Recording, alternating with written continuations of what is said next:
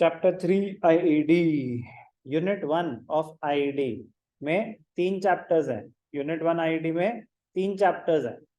Chapter 1 Indian economy on the eve of independence, chapter 2 Indian economy from 1950 to 1990, चैप्टर 3 new economic reforms since 1991।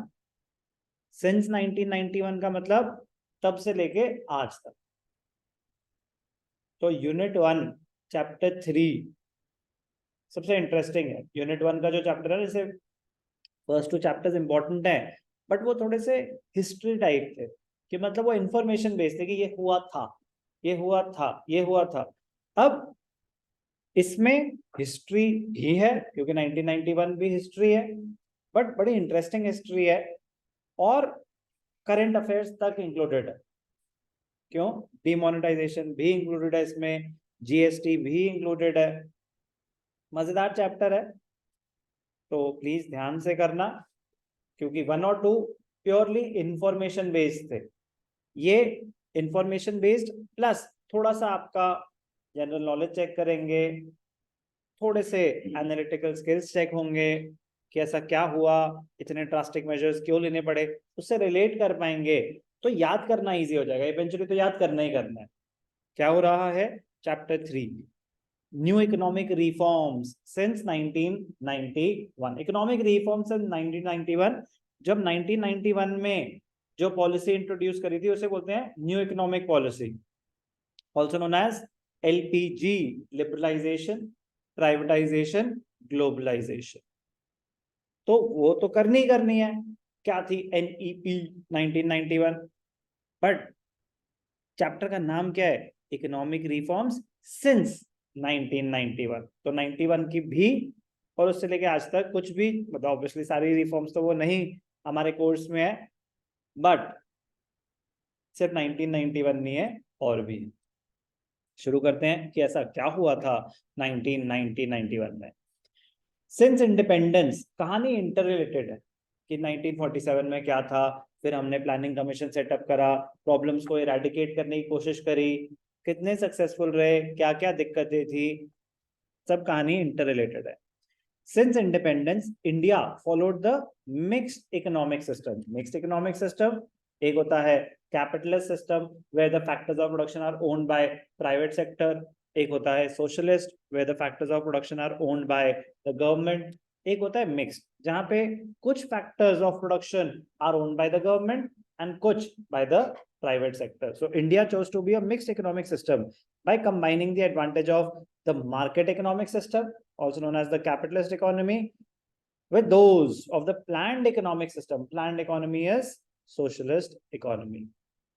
कह रहे हमने features तो सारे अच्छे अच्छे चुन लिए थे, but in reality the public sector dominated the control and regulation of our economy.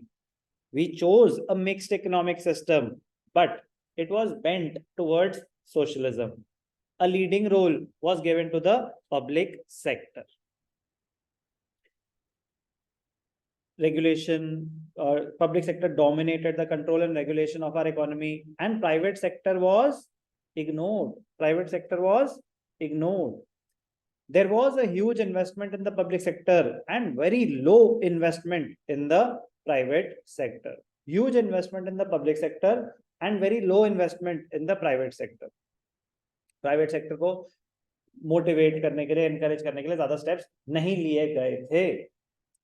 The dominance of the public sector for about 4 decades led to the establishment of various rules and laws, which hampered the process of growth and development.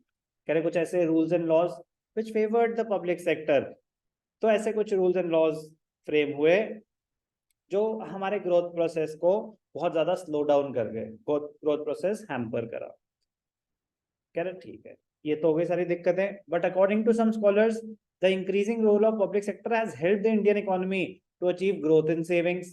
कह रहे एक बात बताओ, अगर public sector ना आता, nationalisation of banks ना होती, तो लोगों को बैंक्स पे भरोसा ना होता, लोग पैसे सेव ना करते बैंक में, तो ये एक एडवांटेज हुई.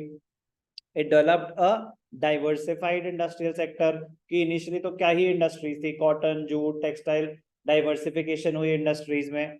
Achieve food security through sustained expansion of agriculture output. क्या अपना ग्रीन रेवोल्यूशन इंट्रोड्यूस करा. कह रहा ऐसा नहीं है कि गवर्नमेंट ने कुछ नहीं करा, करा तो बहुत कुछ था, इनसफिशिएंट था, इनसफिशिएंट था. Depending on the size of the economy, demands of the economy, वो इनसफिशिएंट. तो दिक्कत क्या हुई? what led to the introduction of new economic reforms or new economic policy or the policy of liberalization, privatization, globalization. तो इस chapter का most important question होता है, what were the reasons for economic reforms?